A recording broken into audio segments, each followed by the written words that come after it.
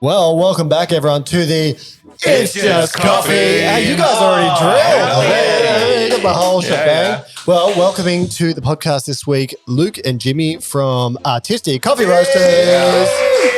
Thank you. Yeah, absolute pleasure to be here. Thank you for having us. How are you finding Melbourne so far? Oh, mate, the weather is turning it on for us. It's not. No. He's being facetious. Mate, every time we come back to Melbourne, the weather's crap. We definitely had 4 seasons in one day with hail, sun, sleet, and crap, windy, cold weather from the south. So yeah, it was shocker yesterday. We had the guys at the team go outside and do the Melbourne Ice Latte yesterday. Yeah, grab nice a handful work. of hail. Yeah, and then It looked everyone's good, just actually. like, you're definitely going to have diarrhea after that one. There's a lot of dog pee out on that street. How was it? Did you actually drink it? Oh, actually, and also great news for the listeners. Liam is off mic today. There's no mic. No He's mic for way Liam. off. Yeah. So you won't have to listen to him whining and ranting in the background. You really got it out for Liam. Did you do something yesterday?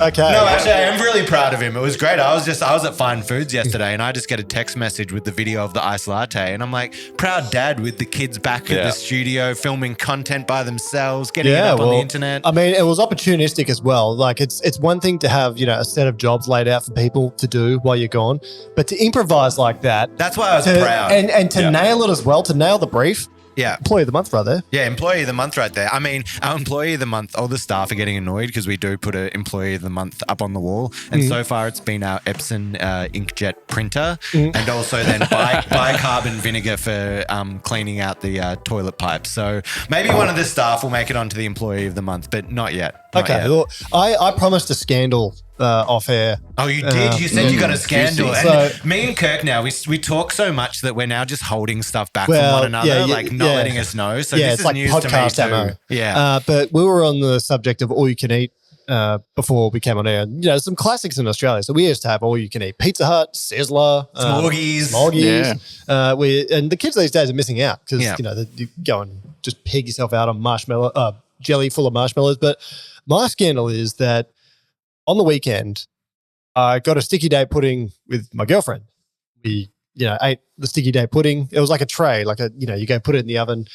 Probably had half of it between us, and then there you go, sticky date pudding. But the next day she went out for dinner, and I hadn't had any dinner. There's a supermarket downstairs that has the sticky date pudding. So I thought, screw it. It's like a bachelor nut. I went and got a sticky date pudding, and I had a whole sticky date pudding for dinner. That's my scandal. That is amazing. It's a fucking sticky date all scandal. by It's a yourself. scandal. And to take that whole thing, sticky date, early hot cake. Just a sticky date by himself. Sticky date can be good with your partner, it can be good alone. I've always said that. The innuendo's coming, but In your endo. okay, all right, wow. But sticky date pudding, early hot take, best dessert? Oh, it's bloody good. What were you doing, Sarah Lee? What's the sticky date situation? Yeah, actually it was Sarah Lee. Yeah, Sarah Lee. Sarah Lee does some good frozen stuff. I got to say, my wife is a chef and her sticky date is to die for. Okay. I can't, she'd freeze them up. We'd have them in the cafe, reheat them, and then they just disappear. So if you're up in our neck of the woods, I'll get her to make a sticky date. All right, so you go to the Artisti Cafe, you ask for Luke's wife's sticky date. Yeah, mate, it's at my house. It's a special only. All right, butterscotch sauce on it. Oh, you're talking my language. Why are you here? Bring your wife. Yeah. Booking link in the bio. One thing that I also wanted to bring up early while we're talking about this, bit of controversy all over again. Now, there's been a lot of talk about mice over the past few years, about the Melbourne International Coffee Expo and about the can we say decline of mice and the quality of what's happening, people liking it and that kind of stuff. And then I think going to the Fine Foods Festival at the convention center yesterday kind of just started to cement that even more when it's quadruple the size, the amount of people there is wild, the amount of money being spent there is wild. It could be the death of mice having this kind of thing, or they have to do something really to shake it up. Because the other thing that I'm thinking is your Lamazocco, right? Let's say your Lamazocco, you spend all this money going to mice, unless you got a brand new product that's revolutionizing the world of coffee. Everyone knows what Lamazocco is. No one's going to the Melbourne International Coffee Expo and being like, oh, Lamazocco, that's great. Whereas you go to Fine Foods, you're getting a wider breadth of audience there. You're getting food people. You're getting a market that may not know about Lamazocco and may be interested in it. So I think there's that side. And I think the internet is also killing Melbourne International Coffee Expo because you've seen everything before you go. We were talking about this. We didn't want to bring this up, but you've jumped straight into the bit of a hot take we had in the background. But 2015 for us was probably the biggest mice we ever went to. The World Barista Championships, you had the Tea Expo as well, and it felt amazing. And that's really where the decline has come down every single year. We definitely didn't go last year. We found it was a bit of a softer one even the year before, and there was a lot of industry talk around it. But yeah, reinventing has to happen. We've got to either merge with somebody else to bring in the bigger crowds, or something's got to change, because it was the highlight, and it's sadly just not quite there. Maybe take it on tour. Do we need to see it start popping up in some different cities outside of Melbourne? You know, Coffs Harbour would be good, I reckon. Yeah, there you go. Bring it to the big banana. Yeah, the big banana. Can I just say, there's one angle of this where it's probably become dominated by sponsors. Yep. And I think the Melbourne International Coffee Expo, it's lost its community feel. Yep. And it's no longer about coffee. It's about who's advertising what. And to sort of contrast this, the first ever Melbourne Chocolate Festival happened recently, and it was held at a small venue that was overflowing with people that were interested. And I thought to myself, this has nowhere near the budget, nowhere near the number of exhibitors, only a small number, in fact, inside of a shed, very, very minimal setup. But the interest was huge. And I think that's where the expo has got away from, mice has gotten away from us. There's not really a community element to it anymore. I would actually favour going to a cheaper location, somewhere that's not quite got all the bells and whistles, but it's community focused. You know, all these other roasters can, afford to exhibit there. And then it can be sponsored by people, and we can probably change the paradigm in which we view sponsors as well. I think it needs to go back to the community feel. Yeah. And I got a question for you. MICE, the Melbourne International Coffee Expo. Who makes coffee? Who produces coffee? Roasters make the coffee. Where are the roasters? Yeah. Where is the support for bringing the roasters to try? If you needed milk, plenty of milk. Oh, mate, the Alternative Milk Festival is what it should be big called. There was so much money spent, but alternative milk companies, if you are wanting to sponsor, there is opportunities coming in here. Don't sponsor mice. This is where you want to talk to the coffee people on the pod. The years that we went, we did a lot of content. We shot a lot of videos. And I kind of found myself looking around going, where's mice running? Like, who's running the show? Who's out there shooting content? Like, they should have you there running around for them shooting content. There was no real connection to, I think, mice detached from people that would be helping them promote it. Yeah. I think we're all pretty clearly doing a connection to the industry and to baristas through our content. So I think mice might need to look at that marketing opportunity, because it's a lot of great tech there, but just connecting with suppliers, bringing in the smaller roasters. I didn't get to drink much coffee, considering it was a coffee expo. Well, unless you wanted to sit on the one big major roaster that had all the money enough to do it, and they were the only one. Yeah, but it's one thing for us to cry on about what's wrong with it, but what are the solutions? Like, I think getting the competitions back is a major part of it. So right now there's not really like an accredited competition that's part of the expo, which has changed from where it was in the past. And I think just allocating space for roasters, and making it affordable to be there, not the same price as giant companies. Making it, even if it's like a rotational thing, like, you have one roaster here for a couple of hours each day, pack up, they got another roaster, and fund that so it's free for the roasters. So they used to have Roaster Alley, and they wanted to be in there.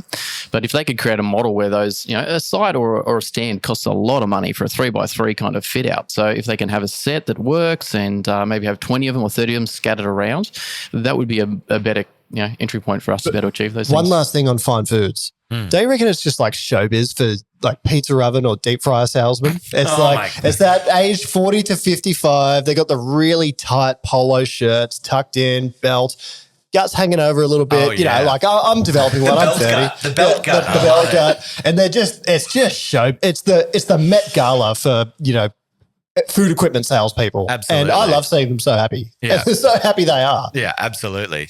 Well, we better get into the podcast now. What was that? A 10-minute introduction on some... Hey, it's some great. That's topics. We covered Sticky Date Pudding. We covered the Coffee Expo. And now we're going to get into the news. So we always start with the news. So you guys okay with that? Go for it. Cool. Yeah. All right. News piece number 1.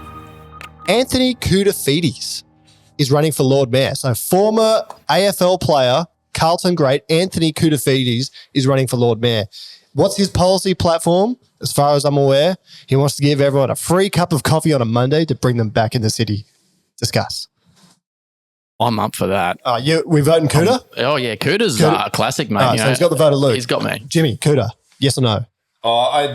Free coffee's great for promotion, but as long as it's going to support the cafes and they're not going to lose out, sure. So if you can bring the people back. If the government's paying, mate. Yeah, It's the coffee bonus, so like the TV bonus or If my the taxes baby come back bonus. to coffee, all right, happy I'll take days. that as a tentative yes. Rowan. Oh, absolutely. Kouda 100%. Yeah, I'm all Kouda. Let's go Kouda. I'm Kouda. Go Kouda. Are we getting Kouda on the pod? He needs to talk about his policy here on the pod. Well, in fact, if he wants to be the mayor of Coffee Town, I'm sorry, Kouda, you've got to come on the podcast. I don't make the rules. I just follow them. Kouda? Kirk, I want a direct invitation right now that we can clip to Kouda direct into the camera. Let him hear it.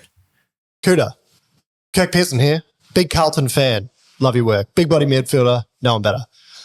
But if you want to be the mayor of Coffee Town, then Kouda, I'm afraid you're going to have to come on the It's Just Coffee podcast, and we will get you so many more votes. We are all for your policy platform, the one policy we know of it. But we would absolutely love I to. hope the rest stand up. We would absolutely love to have you back in the city, and we're here to help. Guys, we're here to help. We're here to help. Our line might be, it's just coffee, but his line would be, it's not just coffee. It's not just coffee. It's not just coffee. Not just coffee. It's a community. Coffee creates conversation. You can solve all the world's problems or even the city's problems over a cup of coffee. I would 110% agree. But anyway, so yeah, Kouda's got my vote. Good, best of luck in your campaign. See you on the podcast soon. Speaking of sport, Little Collins. So that is the name of a cafe in New York. And currently they're being swamped, inundated by Australian tennis players and their coaches over in New York. Obviously, so I think they're an Australian sort of family or whatever group that have gone over and opened a cafe there, had enormous success. There's been a few of those, and we were talking about that earlier, weren't we? But anyway, can you imagine having Nick Kyrgios turn up to your cafe, Samantha Stozer, Ash Barty?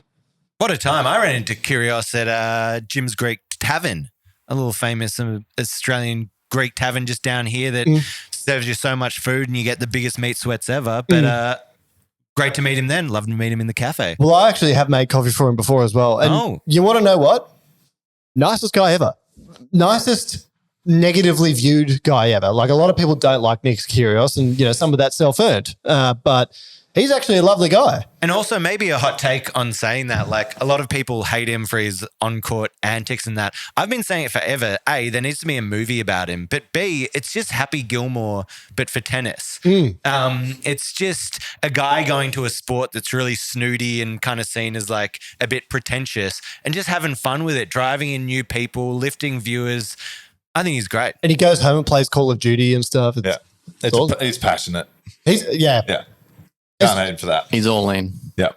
Well, we better get onto the topic now, which is Jimmy and Luke from Artisti Coffee Roasters. So thank you so much for coming on the podcast. Really excited to have you on. Pleasure to be here. I've been listening. It's been really cool to listen, be a part of it. So, how are you feeling about it? Have you felt? I was talking to someone last night, and it was kind of agreeing. I said to Kirk when we started, it's like, it'll take 30 eps before you start getting your stride. Have you noticed an increase in quality? Is it getting better? I was pretty impressed from the start, to be honest. I might listen back and think otherwise, but no, I've been on it from the start. I think it's really relevant. It's really, topical and up to date, and it's hard to find that content. I'm looking for it. So I've been enjoying it. We'll keep it coming. I love that. The question I want to ask you is, first question, tell us a little about who you guys are and what Artisti Coffee Roasters is. So start off with you, Luke. Yeah, for sure. So a cafe guy for many years, did a bit of, fine dining kind of hospitality. Met my wife and ended up in Coffs Harbour, had a cafe. And when we sold that, in that time I had to learn the front of house, really coffee stuff rather than the fine dining. So yeah, working with another specialty roaster, learnt the whole, how to fix my own machines and started working on other people's machines. And then we sold that cafe, which then led us to go and seek having our own coffee brand. And a guy we're communicating with to get a contract roast product, he had a bit of a heart trouble. So, he said, how about you just buy my roaster? So, within 6 weeks after saying I was going to take a long time off, had a roaster, changed and made our own little brand. And 14 years later, here we are. Quickly pivoted from taking time off. I'm going straight in the deep end. Yeah. I've, kind of just keep trucking along and always moving forward. So, yeah. And then over the years, just bringing people into the fold, which have other things outside of the business, which has been fantastic. Mates and, other skills, which help us grow the business. Now, is that just you as a person, do you think? Or is it just the timing? Are you just someone who's like, I've got to take some time off and do this, but then, 2 weeks into your break, you're building a shed out the back or doing something else? Yeah. Yeah, I don't really stop. It doesn't stop. It really does have a lot of things on the go. Like when you think he's busy, he'll spend his whole weekend in his shed doing other things, building other things. Went around Australia last year and still managed to run the business while going around Australia with the family. We've kind of got our finger in lots of pies of, the wholesale side of things. The coffee machine servicing still huge. Yep. Yeah. Look, I want to give a shout out to young baristas or younger people out there that have some sort of ADHD or disorder. It is not a bad thing. I mean, they say the most entrepreneurs out in the world have some sort of, craziness about them, and I've definitely got it. My brain goes 100 mile an hour, and mate, there are opportunities out there for people. So if coffee's going to inspire you or get you to move forward, mate, get out there and give it a crack. Uni's not for everybody, and I wasn't a uni man, so now. You started your coffee business 15 years ago. If you could change one thing and do it over again, what would it be? Ooh, gee whiz. For me, it's been a great ride because we've been training people up as we go, and definitely with the vision of taking it a bit easy and being, regional, or that's quite a big challenge for us. If I was chasing money, we would have gone to a city straight away. Just explain for people that might be listening from abroad where actually you are based. Yeah, sure. So we're halfway between Sydney and Brisbane, just off the highway. So if you've ever driven through that drive, we're basically 2 minutes off the road at Coffs Harbour. And we're kind of very isolated. People from Sydney don't want to come up, like reps and things, and no one from Brisbane wants to come down. So we've got this little bubble, and it's a unique place. But for us to service customers or grow, Jimmy's traveling a lot of Ks. Yeah, I can do plenty of Ks and see 2 customers in one day. I can do a whole day of driving and lots of overnight trips just to get to one place. And we're not talking major city volumes either. We're talking, I can go look after a 10 kilo account or a 20 kilo account and still do the Ks. Yeah. So there's a big vast area there for us to cover. And I guess that's it's an interesting point to note for people that might live in a different part of Australia or overseas, because it's we're a country that's our own continent, the only country of the sort. And we're actually, for the density of the population is not that big. Like the same size as North America pretty much. Yeah. And have only 25 or whatever million people. Yeah. So it's quite a big country and there's a lot of miles to track. And I think it's a really interesting point to make as we bring you guys on, because you're in a somewhat remote part of the country. Yeah. And I wanted, just jumping back on that, talking about, the one thing you'd kind of do differently. I'll kind of broaden that as well, because we probably have a lot of people listening to this that are working in cafes that maybe want to start a roastery, a cafe, that type of business. Is there any other kind of lessons along the way that you could just pass on and cut out a couple years of trial and error for other people that are maybe wanting to take that journey? Yeah, I think, people get into cafes when they're studying. So, if they're going to uni and they're learning media or graphics design or anything like that, once you get out and you go and, do the corporate thing, you can bring those skills back to other industries, in things you love. So, these guys, everyone here has a love for coffee, and we've got, videographers, photographers, designers, all these other people coming back into the industry, and they're really, it's a great thing to do and follow your passion. So, if coffee's your start, go and study and then give some love back to the industry. Yeah, I think that's a great point. I would even say that was kind of our approach when doing this as well, is just kind of also look at the model and just see if there's a different way of doing it, rather than being normally it'd be buy roastery, set up roastery, start trying to sell, start trying to do wholesale. We kind of set it up with this media content side first and kind of making that the hub that everything else came off, and seems to have gone pretty well so far. Yeah, it's awesome. You guys are doing a fantastic job. If I can add a tangent to that, just imagine all the talent that we don't take advantage of in hospitality. I used to work with someone who was a kitchen hand, so washing dishes at a restaurant I used to work at. And I said, what do you do in your spare time? And he said, I'm studying. And I thought, well, what are you studying? I'm doing a PhD in information communication systems or something. I was like, why are you back here washing dishes? Like you could be doing something so much better in the company. I think we don't take advantage of that enough in coffee. I'm guilty of that. I mean, I made coffee behind a coffee machine 40 hours a week for 10 years and really didn't look to the other side of it. I think I was lucky enough to, I worked in the cities, worked on the Gold Coast, worked in Sydney, had kids and moved back to my hometown. And then thought, well, I can't just make coffee and I'm going to raise a family now. But then I guess connecting with Luke and realizing there's this whole industry that needs skilled workers, but also with the knowledge of coffee. Yeah, it's not like you want to be bending over making coffee all day, your whole life. But one thing that I really want to ask you, you've had this really good success, which we'll elaborate later on on the online space. But you're a regional sort of business. So what's more important to you, the regional connection or that online presence? Well, it depends which part of the business you're really talking to. I think locally for me, so I look after the cafes and the wholesale side of things. So for me, local is that's my people. And that's, I think, my understanding of the local knowledge and the people and having worked in every cafe in the town. I think that's been an advantage locally for sure. Online, retail, sending coffee around Australia, doing content that connects with people overseas is amazing. It's just something we never got to experience from a local level. So one of the mices we went to, we had guys come up to us from Mexico and tell us that they've been playing our videos in their cafes. As background videos so cool. of people learning how to make coffee and they've connected with us. They actually are looking at doing a shop and they reached out to us to see if they could use our coffee. They haven't done it yet. So we guess we're still partly in that conversation, but we just wouldn't ever get that from a regional roaster side of things. So it's just opened up our world massively. I've brought this up on the pod before, but one of the coolest things ever was this team from Brunei came up to me at Mice and were like, we named our coffee shop after you. It's called Coffee Up. I'm like, that's amazing. That's the coolest thing ever, that on the other side of the world, there's a shop with that name on it. Yeah.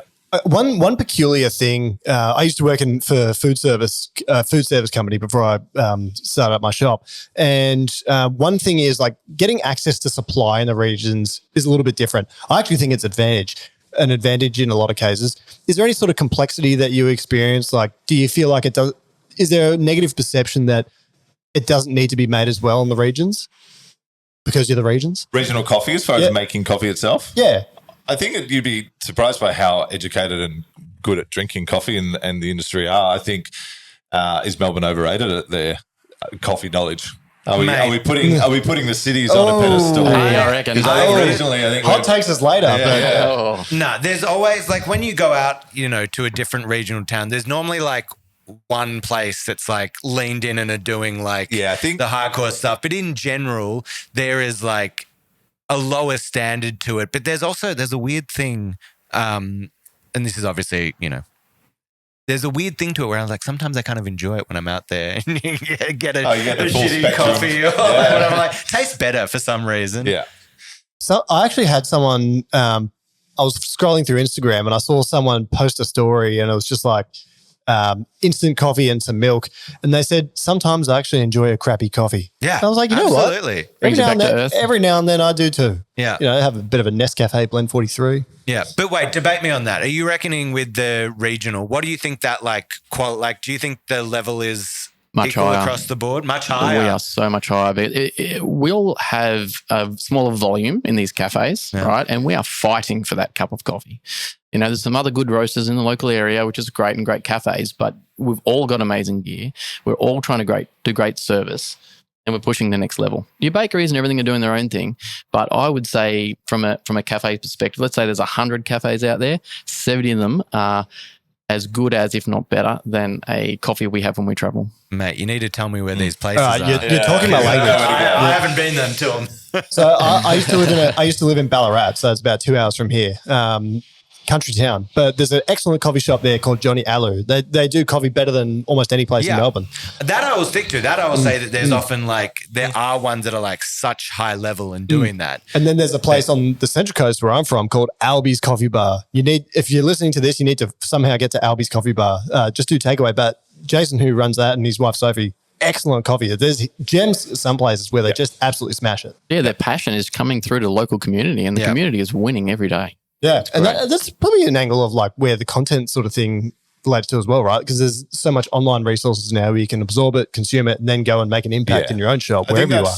that's really what we had to do for our own town and our own region was to offer them the support and services and the training. That's where the videos came off. We needed to give them the resources because if you're not in the city, you don't just get to go to coffee events. Like we run hosting, we host cupping events. We do our own in-house training sessions. We are constant. Like my job is out there training cafes, and if they don't have us offering it, they just can't get it. Yeah. Like you're in the city, you can go to roasters, there'll be events, even just going to mice as an onlooker. If you're in Coffs to get here for mice, it's, it can be 2 flights, accommodation. It's really expensive just for you to go realize there's no coffee to drink at mice. So it's definitely exactly. It's hard. It's hard for that reason that you just don't have access to everything. So I think we're really actively trying to offer that service. That's why we come to Melbourne and soak it up and find out what Project Zero is doing and just get a feel for what the industry's growing and doing and try to educate people in the regional areas. So the main message that I'm getting here is that in the regional towns, the coffee is amazing. And then you come to Melbourne and places like Project Zero and you're like, this is just trash. Like Melbourne doesn't know what they're doing. Is that trying to put words in your mouth. Is that what you said? Is that what we said? Is that what we said? We were well fueled this morning at Project Zero, mate. Fantastic brews. You did really great. Yeah, what did you serve them up? What were you drinking? I had the strawberry cheesecake. Oh, yeah. New blend. I did the mango lassi one a couple of weeks ago. Yeah. That was insane. Well, the boys got a sample of that. What else do we have? What was the black we had today? Well, there was Strong black. Yeah, it's strong black. Can we do Or a is it moment the on gentleman's? the strong black. He wants his moment. Hold up. Well, the strong black is also known as the gentleman's drink. Yeah. So it's and it can be a gentlewoman's drink as well.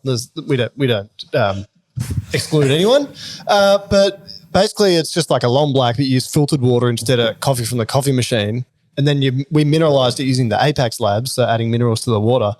Long story short, it's really good quality water long black. And how much, like the difference is just awesome. I think long blacks used to be, for me, something I'd never put like a geisha espresso over. Now I'm thinking next time I get some geisha village, I'm strong black in it. Ooh, strong black. What temperature are you setting that kettle to? Very good question. 80 degrees. 80. So a little Okay. bit less. So you can almost drink it straight away. Yeah, we got out to 75 actually. Yeah, so like Oh, what you were just saying full is just what throwback. we do and all of our cafe partners No, do. no. Yeah, No, we do. We do Here I am. not use We the encourage them to. Whether they can apply that, it's always that's what we're pushing for because the experience is that much So better. you guys are doing this day in, day out. Day in, Are you day out. mineralizing? Espresso bar, yeah. Yep. Are you mineralizing the Oh, we're water? not mineralizing. No, No, that but we're moving on to. We've got beautiful regional water. We had a really good podcast No all smog. about mineralizing Yeah, okay. All right. your Well, water, and we're on it. yeah, we're all getting right. there. Strong black.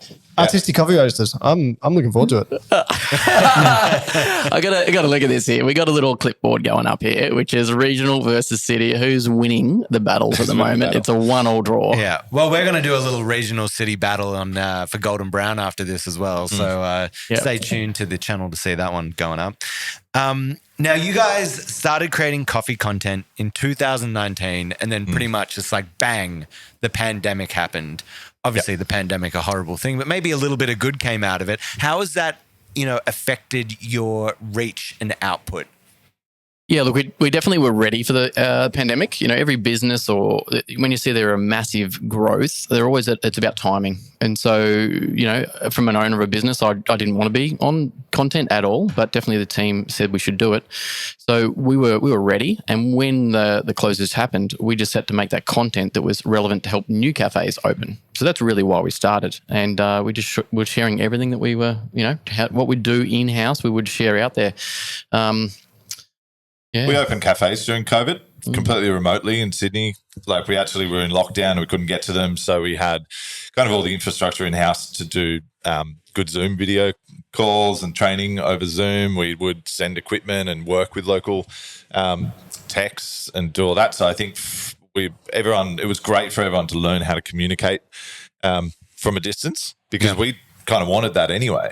Like we were already living that world. When customers would look at us and be like, how much is your coffee? Come to my cafe and give me a price. And I'm like, well, I'm actually 6 hours away from you. So is this a serious conversation? To to then educating people on how to just hold good conversation on the phone over Zoom, and then take them through the process by sharing videos along the way. Because it's not just the coffee making. We do a lot of work on layout, fit out, design, a lot of things you don't physically have to be there for. So a lot of our content's like how to lay out a coffee machine bench and how to do business support and, Marketing and branding. More to it than, marketing and branding, thinking about, what your coffee menu is and what the drinks are. So there's more to it than just making coffee. So if you want to have a coffee business, one of the best places you can go to is the Artisti Coffee YouTube page. It is. Yeah. Definitely. There is so much content on there to help you do everything from a coffee trailer to a cafe layout design, build menus. So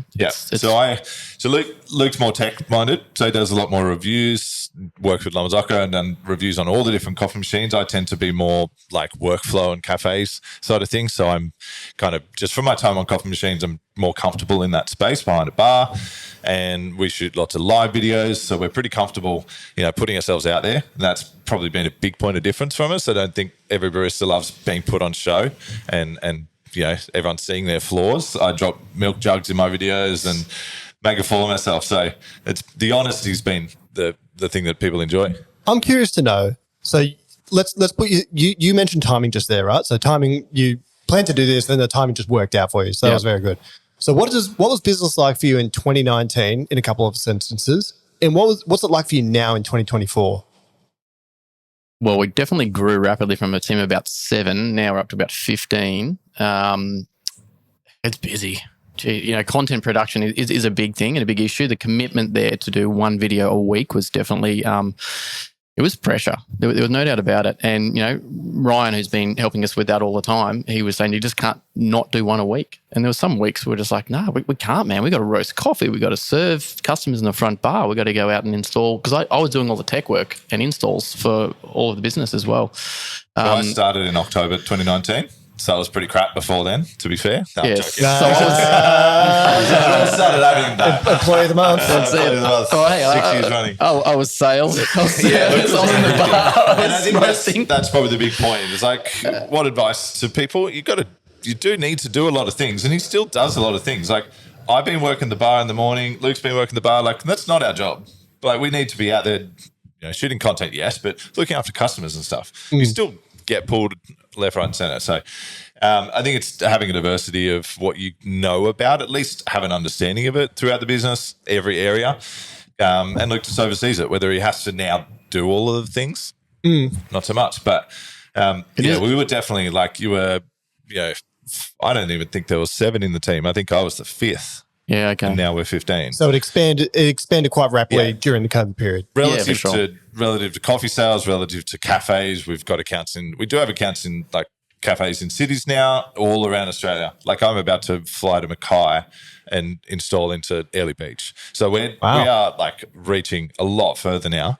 And that's just come with exposure, the coffee's really good too. It's not just selling people on the marketing. Coffee tastes good. Yeah. And that's, at the end of the day, the big thing as well. The one thing we don't have to worry about, our coffee is fantastic. And I know Jimmy always says that. It's more about the extra services we provide. Coffee's never been an issue. Absolutely. Now it's a scalability thing. That's where the content comes in. How can we get the word out there and teach people to make coffee? Because by the time I walk in the door, they've already watched a lot of content. Yep. And they love me. And I'm like, nice to meet you. And they're just like, I've seen everything and I learned so much from you and I don't have to start from scratch. Yeah. So it's very helpful. Now, speaking of the content and making that, you've been making amazing coffee content. You're traveling around. Have you met anyone interesting along the way? Is there any names that you want to drop here that are going to impress us? I'm curious to know this. There's a guy called Rowan. He's pretty good on social media. That guy's a douchebag. He's a wanker. I hate that guy. Coffee up. And he says that stupid voice. Yeah. That dumb head. Yeah, the dumb head. He's ugly as sin. I just want to slap him. Coffee up. Anyone other than him? Well, Kirk, you're a handsome fellow. Or me. I think someone like a name that everyone know, like such a sister, would walk past us and be like, like at my last year, then we just walk past and he's like, I know you. like, love your work. I got to run, but like, good work. Yeah. They're the rock star moments for me where like I walk into a cafe and to even be recognized from a barista is really humbling. Lance other and roasters. Morgan the other year. Oh yeah. So the year that Morgan came second at Mice, we met her and I interviewed. Morgan drinks coffee. Drinks coffee, yeah. I interviewed Lance that year too, just at Mice, just stood there and did a little video, and we'd been DMing each other and just kind of kept trying to find each other at Mice, and that came together. I fumbled my way through that interview. Jimmy was starstruck. Luke's filming, and I'm like just nervously, Beatbox for me, Lance. Beatbox. yeah. He's got a great voice. For those who don't know, he likes to beatbox a lot on his channel. Just in the middle of videos, there'll be a 5-minute beatbox break.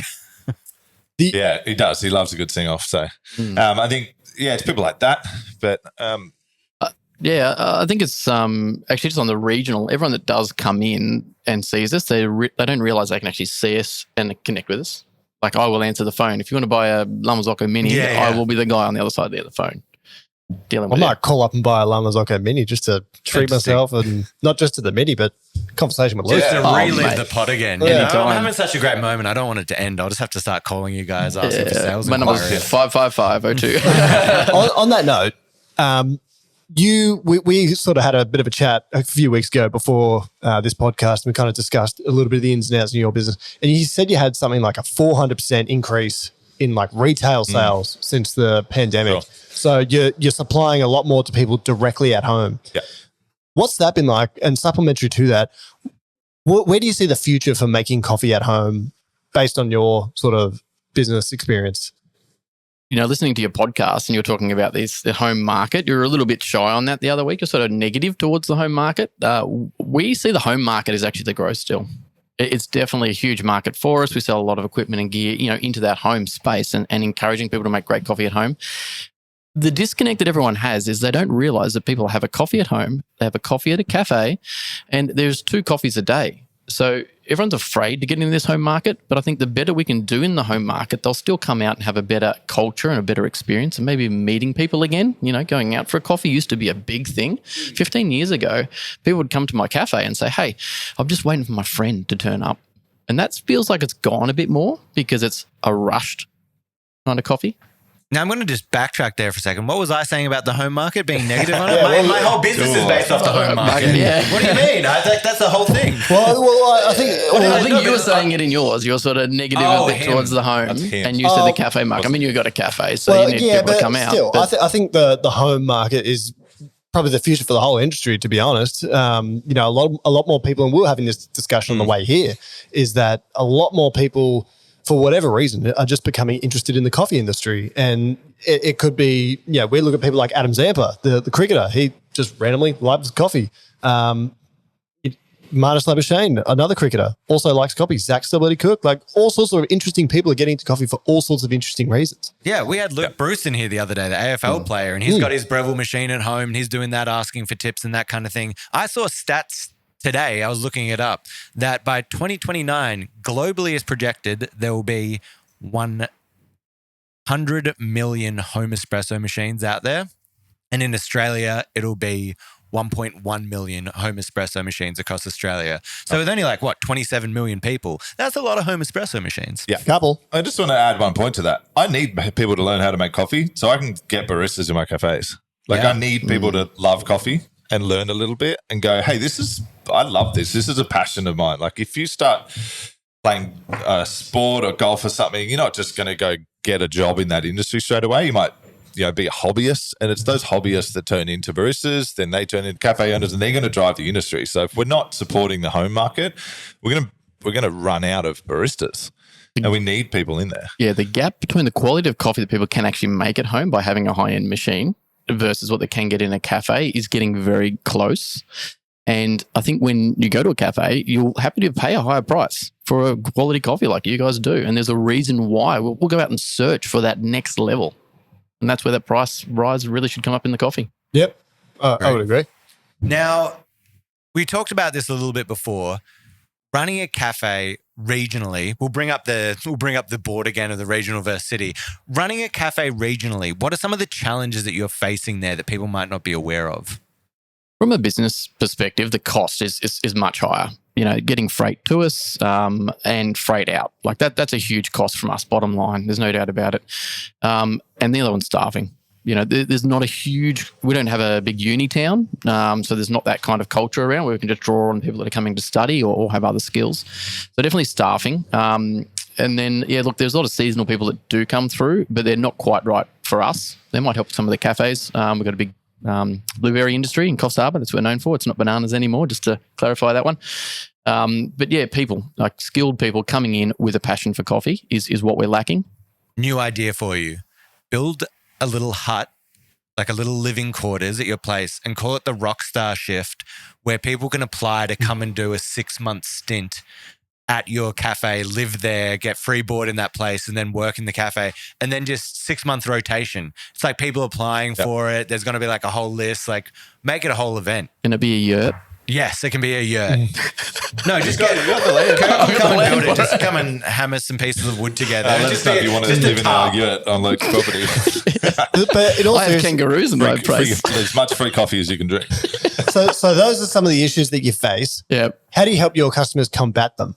So as a coffee roaster, you seem quite invested in helping people not just make good coffee, but succeed in their business. So we buy people equipment all the time. We are still like buying the same equipment that the cities are. Like we're all on 3-group PBs, 2 groups. Like maybe we're not on 3 groups because the volume might be 2-group worthy, but we're still on specialty coffee gear. We're still spending just as much money on grinders, on equipment, time and services and support to raise them as high as we can possibly get them to. So I think, offering what other people do out of the cities, they don't like. We might not do the volume that the cities do, but we try to make the coffee as good as we want it to be. We still support them with that equipment. Mm-hmm. That's a big part. Now, you guys are popping off on socials.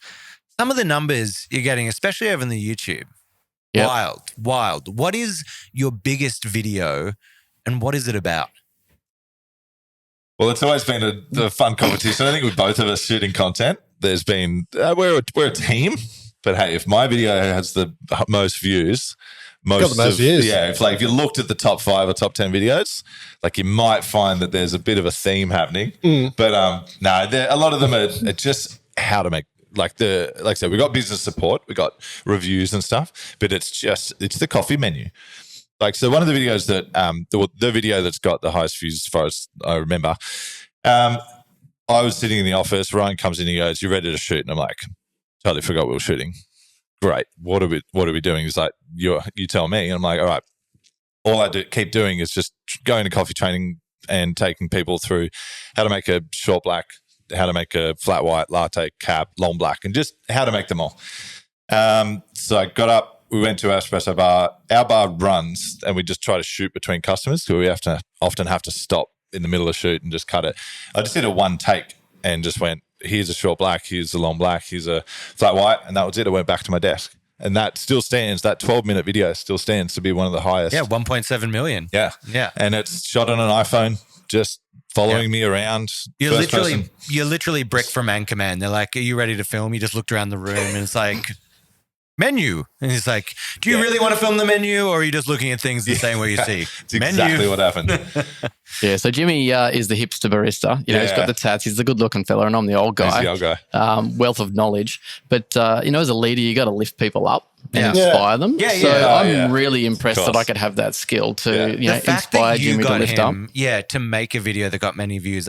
I am in awe of you. You're incredible. You're all right. Yeah, thanks. Jimmy was the guy in the cafes around the scene. Everyone kind of knew, he's that hunky kind of guy pouring out lattes and, we snagged him. I'd also describe you as hunky. Thank you. I'll take that. Yeah. I mean, I joined up. I'm going to change topic. What colour are your eyes? It's quite stunning. Oh, they're blue. How's that light? Oh, my goodness. They're really sparkling over here. I joined Artisti and they were just starting to make videos. Yeah. Brian behind the camera has always been like, this is the next thing as far as just educating people. That's always the biggest thing is education. We're not looking for the biggest views. We have found that the videos that just help people get the views. Oh yeah, absolutely. Sure. I love those ones. Even if there's one that you do that doesn't have as many views, but the comments will just be like 10 people like, oh my God, that saved me. You're like, yeah, great. I always think the ROI on that kind of thing is my time, because I now don't have to do that every time I do training. Like I'll send links, people will watch videos, and it saves us a lot of time retelling, what's a recipe, There's definitely two sides to our content. Like Jimmy's is cafe focused, so it is hopefully getting the phone to ring for people to come on board and use our coffee in their cafes. Doing reviews and things. The online business is definitely growing from that, and we sell a lot of machines, but it might only have 10,000 views. But that is so niche, and those 10,000 people are ready to buy. So that's where there's a different value that people put on things. Fertile advertising ground, perhaps. Yeah. And I think everyone's chasing that huge video or that huge views, but what actual impact does it have? Is it just a video for the sake of making a laugh for 2 seconds and then just dissipating? Or is it actually a brand building or a positive growth to the actual industry? And I think that's where our widespread content really helps us out. Yeah, absolutely. And yeah, we've found that as well. There's we'll have that balance of how much needs to be fun. And there is stuff that's just fun because it's that's a part of our business of just being silly. But it's the growth is always from the education, the helping, and that kind of part of the market. But I will ask, for people starting, so you kind of started off, would you say you were against the content at the start or just didn't have time? And if building on that, for people starting a cafe and doing that, do you think it is 100% you have to do it to help your business? Yeah, I think originally I didn't really see myself being in front of a camera at all. I'm a pretty easy talker. That's no real issue for me. Get me going and I'm okay. But I didn't think I could perform in front of a camera. And that's actually what Jimmy and I realised. We don't perform. Nothing's really scripted. We're just who we are. And that's the best way for us to present. That's why it's very natural. From a cafe perspective, you're the only one that can tell your story to your customer. So you got to be the hero. You got to pioneer it. No one else is going to do it for you. So if you're not creating some sort of insight to who you are as a cafe, who the team are, where the food really comes from, maybe where the suppliers are coming from, the message is going to get out there. So you have to do something, and the cost to enter this market is so cheap. As we say, an iPhone and a little bit of time. We did a bit of a plan for some of our cafe partners. And what we talk about is the owner of the business probably isn't the right person to be doing it. They can actually give that phone to their 18-year-old barista or whoever it might be. They'll do all the videos and they can even edit really quickly on the phone. And then maybe the owner has to proof it, but then they can just put it up. So taking the onus away from perhaps the owner and giving a bit of, creativity control to the people that are in the business, it'll be a much better, well-rounded picture of who you actually are as a team. Utilizing the strengths of Gen Z. Gen Z, mate. They can do the CapCut and all that sort of stuff. It probably gives them some ownership over the cafe as well, and the tone of voice and who you are and that kind of thing. So it really grows the business from just what you see it as in your mind to, a bigger kind of community picture. Yeah, you got to look at TikTok's very different to Facebook. Facebook's different to YouTube or Instagram, and the shorts and the reels. They all speak to a different audience. Yeah. So if you've got a whole range of people in your business, you can speak to different levels by allowing people to create different content. I'm thinking of going solely back to MySpace. Thoughts? Bring it back, the custom backgrounds. Yeah. Top 8. Top 9, whatever it is. Top 8 was... Oh my God, do you remember that? The autoplay music. Oh my God. But the amount of the controversy in your friend group when you'd look at your friend and they've removed you from the top 9, and so then you remove them, and then you're getting a message going, why did you remove me from the top 9? I'm like, you removed me from the top 9. It was kind of like a more peaceful time on social media. You might see the old trash, fight online about arguing about who said something about who. But there wasn't election kind of fraud and all the bots and stuff that there are nowadays. But but I also, the stuff I look back at, guys, go onto your Facebook if you still have it active and just look at your wall from years ago. The stuff we were just posting publicly, you'd comment on a friend's page and be like, meet you at this location at this time. And for anyone can see that, know where you are, know where you're going, what's happening. It was crazy. It's changed. We'll say my recent Facebook memory from 10 years ago was me filming myself doing latte art. Oh, there we go. And I thought I was already kind of just doing it naturally. I was in cafes making coffee, pouring rosettas and slow motion, watching that milk really sexy milk. And so I was, didn't realize at the time, I guess, that I was doing that for the cafe. And it was a busy cafe. It was really a great cultural hub locally for us. And I guess I was already doing that for them. And then yeah, see the value. I could see the value doing it in-house for Artisti as well. Bit of synergy there. 10 years on, 10 years great. Rowan, I'm bumping down a few questions here. We've answered a few of our own, but how do you sort of use social media to better sort of improve your business and not just like you launch strong? So you've done the big social presence, then you launch really strong, but stay sustainable throughout. And what are your tips that you can give to some other people that are thinking of doing the same thing? Well, like you mentioned before, all the different platforms. So we love YouTube because it's such a long-standing piece of content. It doesn't disappear the next day. It doesn't leave. Like those videos are still getting the views, and they're just living on. Like people coming to us and they're like, oh, watch your videos and that one. And they mentioned a video that we made 5 years ago now or 4 years ago. So the long-standing videos are actually the most valuable for us. You know, it takes you 10 minutes to shoot it and you get years of value out of it. So that's why I think we've really gravitated to YouTube, and the long form, you can kind of explain a lot more. Yeah, but that's been probably really valuable for us to choose that platform and then break out into other ones. From an online business model, the linking between YouTube and Google is definitely good from a sales perspective. I'm going to leave it there because I don't want anyone else to get too much on that. I was just about to ask Don't get any algorithm.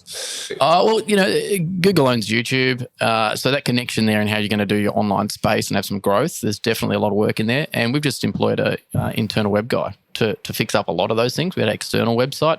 We're seeing some a real good synergy between a video that can then, you know, talk about a product, but then actually do the Google ads and momentum there. Yeah, I don't know how that works. You might. Do you have anything to add to that? You know about all that? I just think there's different stuff, whether it's on Facebook or Google, where you can start tracking like what people are viewing, where they are. So if it's you view something, then all of a sudden you're getting an ad for that thing that's like, oh yeah, I remember viewing that, or knowing what people's search terms are to kind of link them back to your sales platform.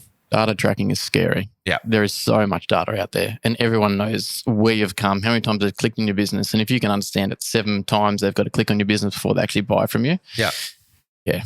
And people don't even know. People think like on Instagram that it's like, if you like or comment on something, then maybe it's going to start advertising that to you. No. It will track when you scroll past. If you linger on a still image, even if you don't like it, if you just look at it for like 10 seconds, it knows that you spent a lot of time on that image. It'll track whether you zoomed in on it, what you did, and then it will use that information to start retargeting stuff from that. So it's like everything is kind of covered off.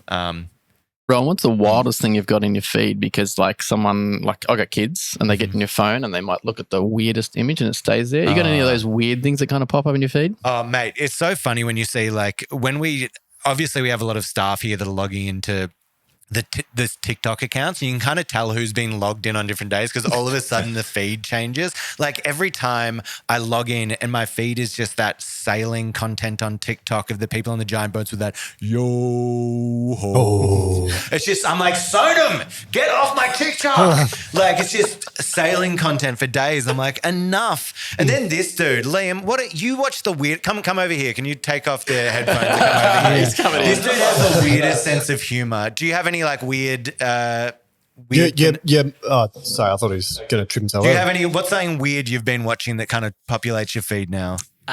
What's something weird? I love that you just like throw me under the bus for this, but I would say I've destroyed KP's Netflix because you know, she's got all of her reality TV shows, and then there's me. I'll come through and she knows because it's filled to the brim with anime.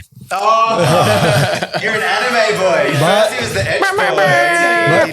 My YouTube feed pretty much consists of 2 things only at the moment. It's like NFL, like the season's about to start for NFL. I love NFL, so it's like, you know, breakdowns of that, and then also Breaking Bad clips. I searched it the other day. I was like, oh, look at this scene, and now it's just the best. I feel like I'm rewatching the Breaking Bad series all over again. But I'm gonna just throw a little off script topic out, if I may. What's your favorite anime? Yeah, what's Dragon Ball Z, of course.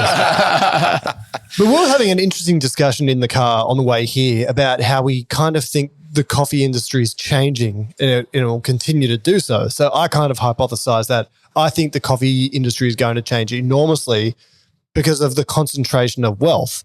And it's not really from the consumer, it's more so from the businesses. And what do I mean by that? Businesses that have multiple cafes have a competitive advantage because they can negotiate better leases for one.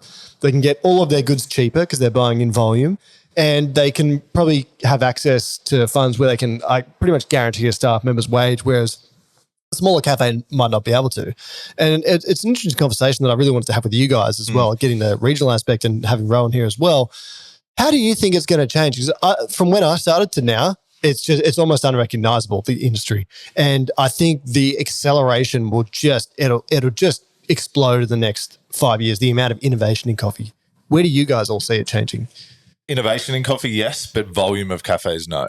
I don't. I think we're going to get less cafes doing better. I think at some point we have to do that. We have to evolve and probably, weed out some of the ones that have been around. It's amazing some of the cafes that you do find along the coast that are, you're like, how are these guys surviving? Like, just they can't be doing the volume. They just must have that. I mean, it might be the cheaper rent and those kind of things in different areas that are keeping them alive. Front.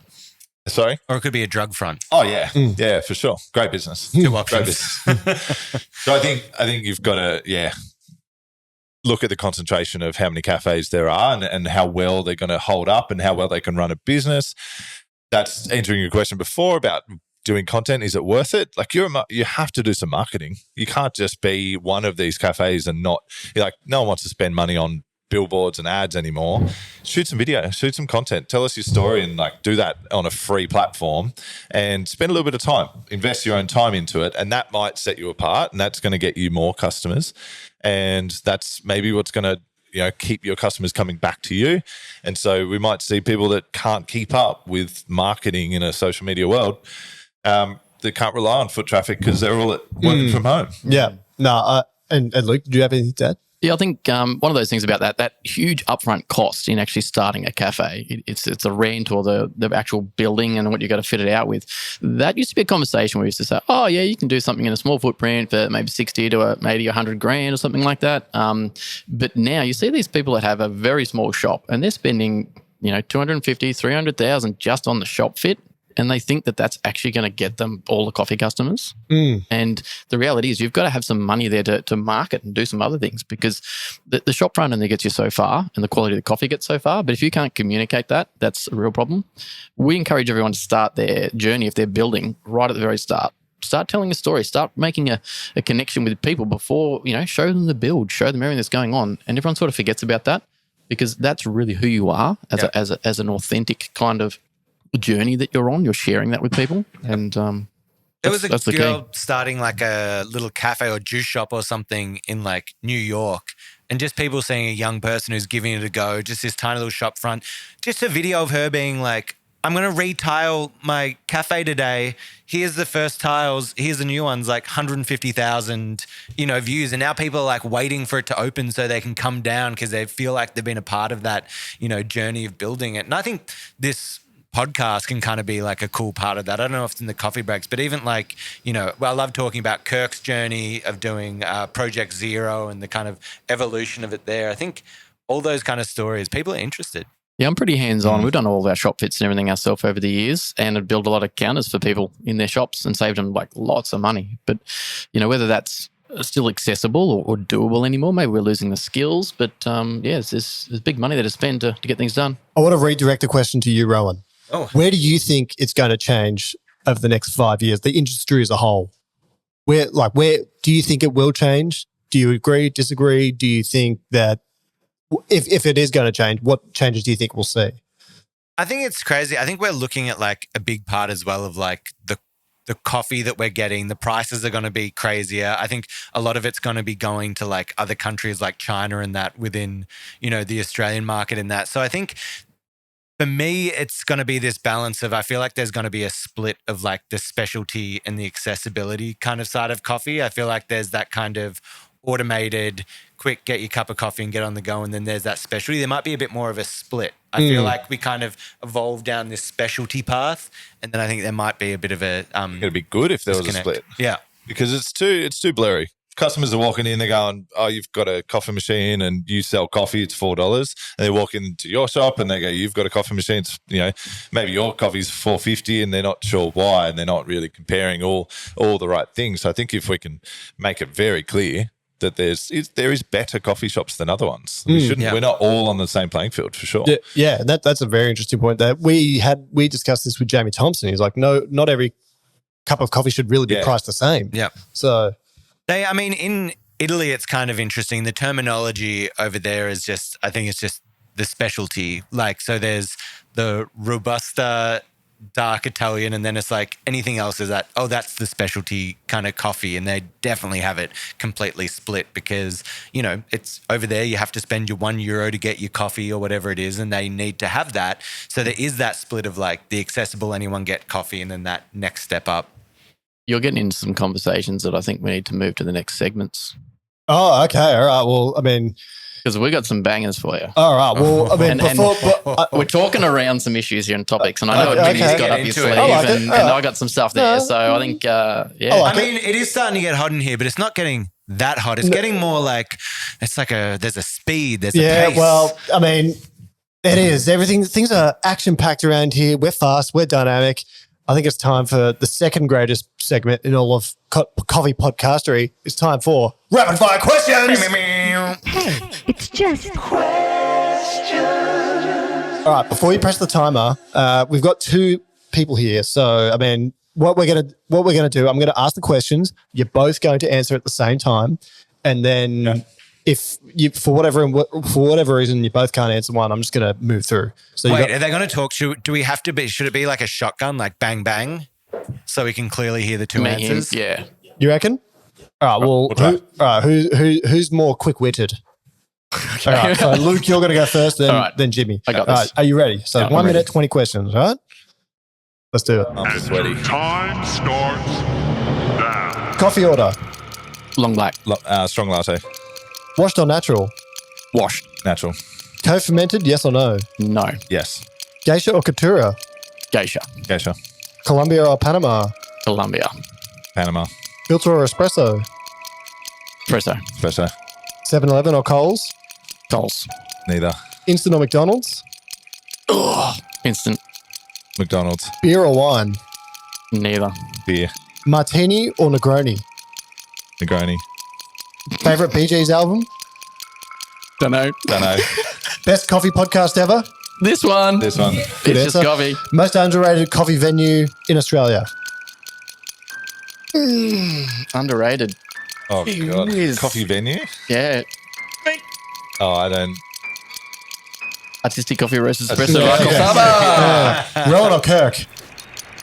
Kirk. Okay. I'll just on this side of the table, so I'll go Rowan because he said Kirk. Kirk can't race me from here. Well, interesting. Well, you missed a few questions. right. There's only one more I really wanted to ask you. Xiaolongbao or ravioli?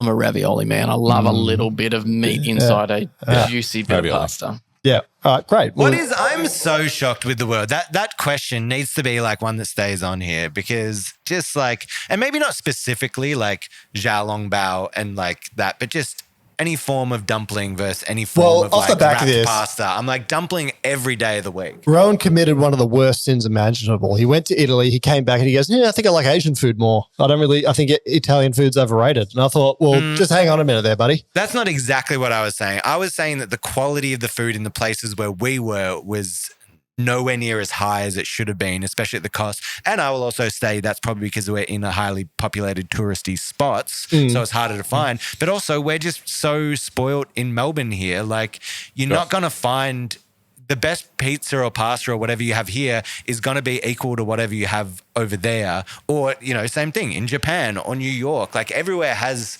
something incredible. So you hate Italians. Yeah, that's what I'm trying to say. I was getting to that. Okay. We had Okay.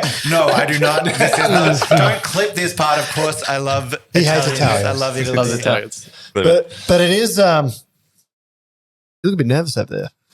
I'm feeling a bit nervous and I'm a little flustered. Just while you're talking Italian coffee, our highest Instagram reel was like 18 point something million. And I just want to acknowledge the gentlemen and the guys that were baristering behind this bar because, they don't realize how massive they are and making some coffee. But yeah, 18.7 million just watching a couple of Italian guys, baristas smashing out coffee.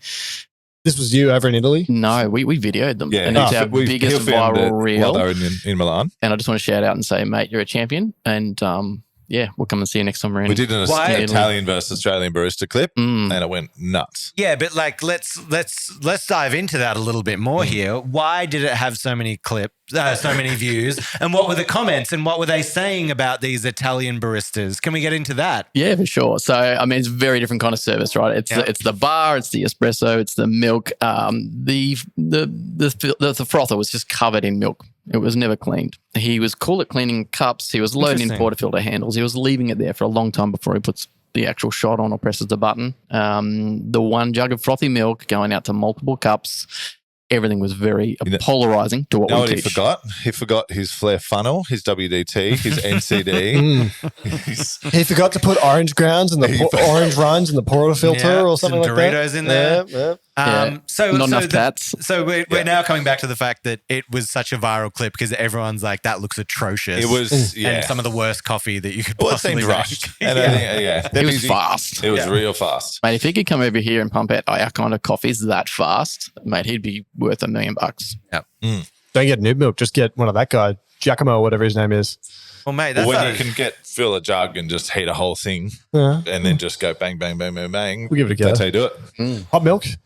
what takes. Dairy was very different. Well, it was regional versus Italy versus Italy. Yeah. Italy's now won. All right. Well, it's getting really hot in here. It's getting really hot. And it's time for the greatest segment in all of coffee podcastery. Rowan? It's time for Hot Takes with Two Sugars. I said it the other day on the pod. I'm always so bummed out because you came up with the best thing on the whole pod. It just hates you. It just eats at you. Yeah. I mean, no, like I am happy for you, but I am going to start off because what I'm talking about is going to be very relevant for this, what we were just chatting about. My hot take, the moka pot, the stovetop, is an absolute pile of crap. And the only reason people like it is for nostalgia. No matter how much work you put into brewing with that thing, the coffee that you produce is never going to be as good as brewed with any other method. Either have an espresso or have a pour over coffee. Stop making moka pot. I just got breaking news in. Giorgia Meloni, the Prime Minister of Italy, has declared war on Rowan. She's declared war on Rowan. Just, why do you hate Italians so much? You're coming for everything. You're coming for the pasta. You're coming for the moka pot. What do you want next? I just think that it's the only reason you will like it is just from nostalgia and like where it's been placed in. If you're going to put it up against any modern method, if you'd never had coffee before and you got served that versus other methods, it would be your least favorite. Yeah, agreed. I've never had a good one. Yeah, ever. I've never had a good one. Yeah. Even when you Nor follow do I. James Hoffman, like dissected it, turned it into a robot, put probes in it, did everything. And even following all that methodology, did it taste better than just brewed how a nonna would brew it? Sure. But it still tasted like crap. It's such a huge market. Like we did do a video off the back of that, how to make the best one. Yeah. And we didn't have it on our website and we didn't realize how many people were actually buying coffee to put it in there. Yeah. So it's a very household staple still. And yeah, we sell a lot of extra seals and filters and bits for them. So it's out there. I mean, Everyone's got one in the back of their cupboard. Absolutely. yeah, we've been an AeroPress fanatic for years now. You know, everyone's getting on the bandwagon, but we've been selling them for a long time and that's been our staple. Yeah. And camping, that's definitely what we use, and caravanning. But there's still a lot of people taking the moka pot, you know. Yeah, camping. I think, and again, it's that side of like, do whatever makes you happy. And if you like the taste of like that thing, you know, we were talking about drinking a crappy instant coffee. And with a moka pot, there definitely is a vibe in a place. Like if I'm at, you know, a dinner of friends and someone pulls out the moka pot at the end of the dinner, great. The moka pot is, I would say, for a category of human being that's just like, just get in my fucking veins. You know, that's the type of coffee drinker that goes into a moka pot. You know, you're assaulting Italians. Yes, you are. But I mean, I'm going to have to give you one there. I think we can all just agree that there are better ways to brew the coffee. Like technically, like scientifically, there is better ways to brew that Only coffee. more practical ways to do it at home as well. Yeah. You know, like you don't. Very cost effective. Yeah. Like, why would you? At that point, I'm just like, well, functionally, I'll just go buy a jar of instant. Yeah. And if you're at the campsite, you can just get your instant, pour a bit of hot water on, however you choose to do it. But I will say though, shout out, you said your biggest thing was the Italian barista going. Italians, I love you. The crema de cafe. always a hit. Every single video where you do that is countless millions. So Italians, you nailed it with that one. Well, I'm going to leap to the defense of the Italians with my hot take. So this is more to defend the sanctity of being Italian. Now, my extra hot take with Two Sugars is, if you're Australian, don't pronounce your coffee order in Italian. So what I'm saying is, if you order a latte or a cafe latte and you go and say, you speak like I do. Imagine I'm a bogan Australian and I go to a cafe and I say, I'll have a cafe latte. Doesn't that just sound stupid? Does that not just sound like ridiculous? A piccolo. He also looks stupid. No, if you're not watching, he also looks like an idiot saying it. Like, totally. And or like when you go to a patisserie and you go, can I have a croissant? Shut up. Or it's like your friend that goes to Europe. It was like before they went to Europe, let's go get a thing of paella. Or after, you want to go get some paella? It's like, I can't stand it. Pronounce it in your own accent. We had someone that used to come in the restaurant. They'd be like, oh yeah, we'll get 2 Cokes. We'll get some bread for the table, and then we'll get the bruschetta. We'll get the bruschetta, and then maybe 2 more ice creams. Keep it authentic. I've had a gutful. Don't come ask me in when you're Australian for a cafe latte. Ask for a cafe latte. I don't mind you saying cafe latte. Just don't pronounce it Italian. Wait, question. Which one are Italians are that going to be more offended by? Do they prefer us saying it in our own accent and not butchering their pronunciation, or would they prefer us to take more effort to probably say it correctly? Oh, no, I think, I think they'd probably prefer, like, stay away from us, you Australian swine, pronounce your own way. I might disagree. Yeah, we got hammered about the cafe latte by an individual and about how we pronounced it and did it wrong. But I felt so disrespectful pretending to be Italian. What a weird balance. So, I think it's... Comes from a place of love, Italy. Comes from a place of love. Yeah. It almost feels a bit like sarcastic, or you're having a go at people if you are trying to say it in their language. So that's why I'm not for it at all. Well, which of you has the spicy hot take, do you reckon? I don't know. You can... Because we should... all right, you go next. All right. Straight down the barrel of the camera. Yeah, down the barrel. Takeaway coffee is killing the Australian coffee culture.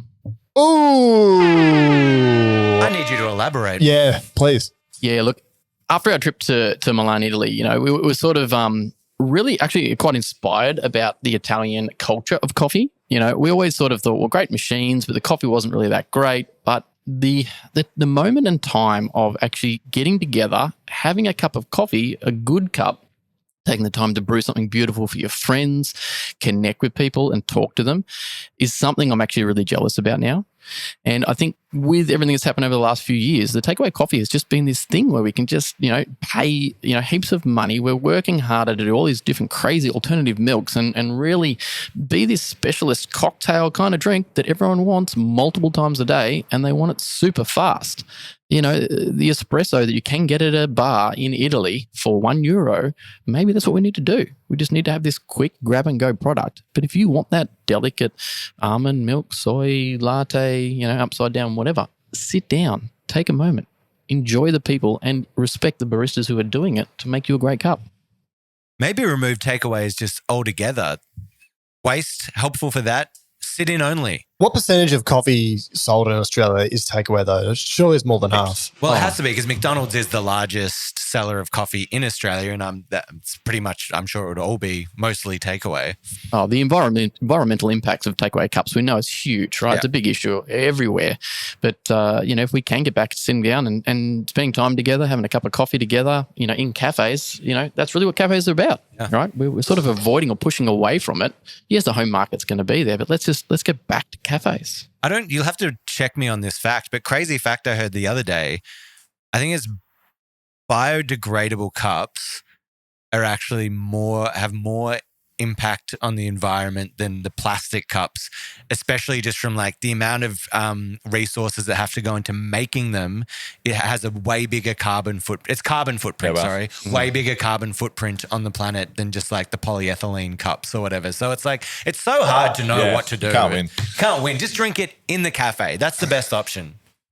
That's it. Get to know your barista. Yep. Get him to make you beautiful coffee. Know his name's Tim or whatever it might be. Yeah. And I'm always really jealous when I see people sitting in a cafe, just reading a newspaper. Let's bring newspapers back.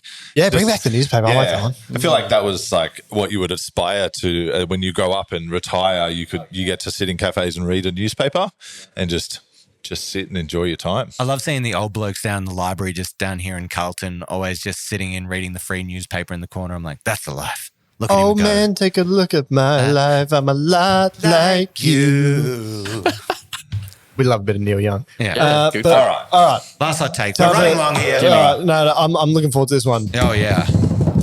So my hot take is that the big coffee companies are spoiling it for the little guys, and they're ruining it with just buying everyone equipment, and they're not focusing on making great coffee. Oh, all right. If I'm to be an anger translator here, are you sort of pointing more at wholesale coffee roasters? Or a wholesale thing. So I'm in that world. I'm talking to cafes. They're coming to me. They're talking about, I'd love to work with you, and you like have your coffee and stuff. And then this rep will just get in their ear and be like, oh yeah, 3 group, 2 grinders, don't really care how much coffee you sell. And they're like, oh yeah, we do training. Yep, there'll be training included. And those cafes are they're distracted by the shiny new toys to the point that it's not necessarily going to be a benefit to them. And they might be connecting themselves with a big company that doesn't, look after them, doesn't support them. And it's making it hard. It would be very hard for someone to start a new roastery now unless you had some serious capital. If I were to chime in here, so you're kind of talking about, so for the new listener coming in, you're kind of talking about, so a cafe rather, might use coffee from whatever roaster, and then you've got another roaster coming in who has no relationship with them, comes and offers them just like a ridiculous deal that includes tens of thousands of dollars worth of equipment, and then they kind of win up more business doing that. They might not necessarily make money off that, but they kind of it's like you said before, they do have the market. They can buy heaps of machines and they get better price. Their costs are down. So I think that's where the big guys are, like the separation of wealth there, I think is getting bigger from the small roasters. It's great to see cafes. I mean, we love that cafes support us. We can help them with equipment, but we're still a small business. There's still out of Luke's pocket to really invest in them. And I think that's culturally, we want to maintain that.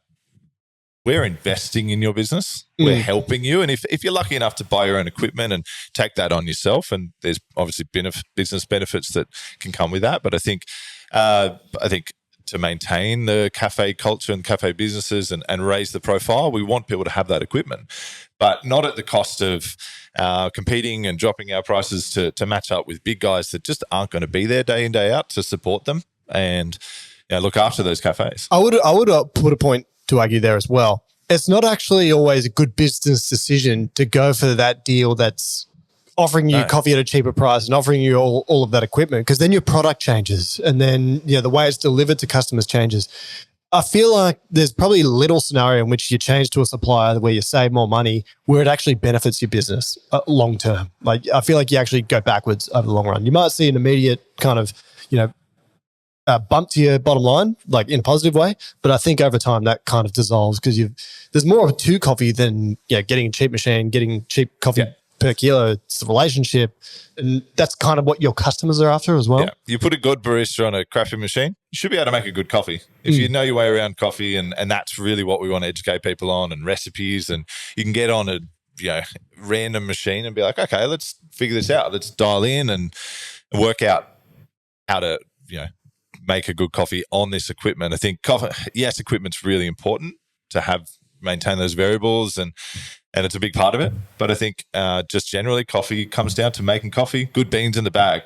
I think I know some reps that are going to come up to Coffs Harbour and hunt you down for saying this. Yeah, they're going to really come. I mean, my customers tell me, they call me and they say, hey, these guys dropped in today. Yeah. It was pretty funny. Yeah. Well, it always works out like that. Yeah. Yeah. From a business perspective, we then are in a position to focus on trying to repay back a massive asset rather than actually focus on the customer like we do, business support or marketing, or actually teaching people how to run a better cafe and what they can do.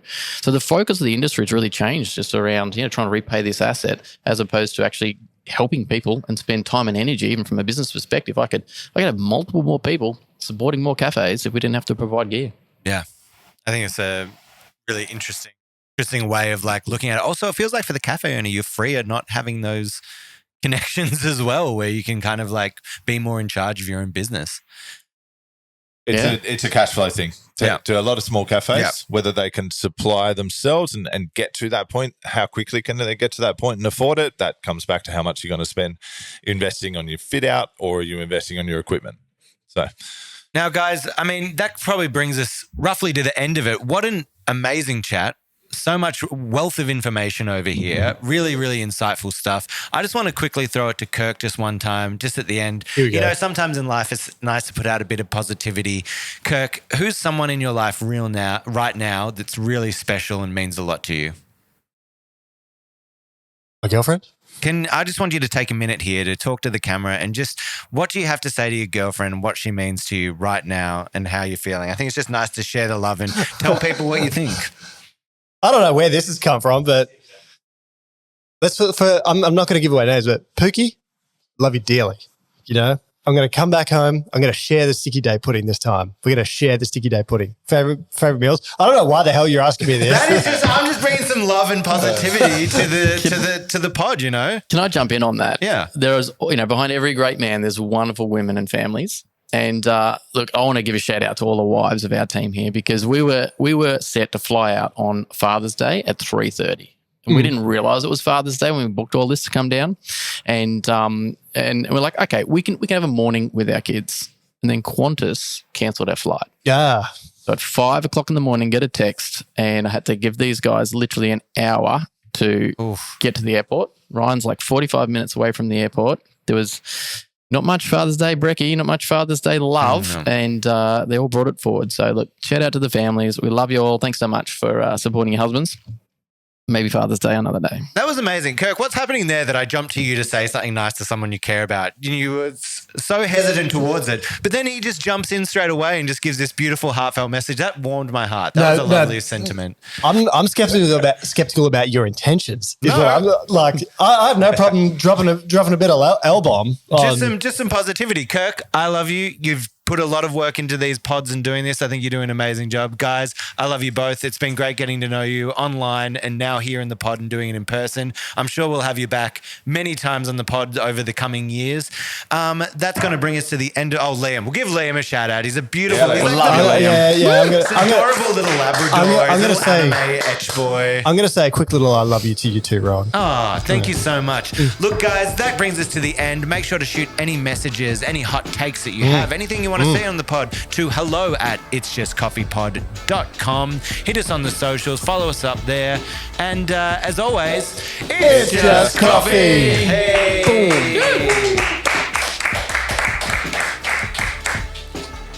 I'm so jacked up on 4. Ready to go.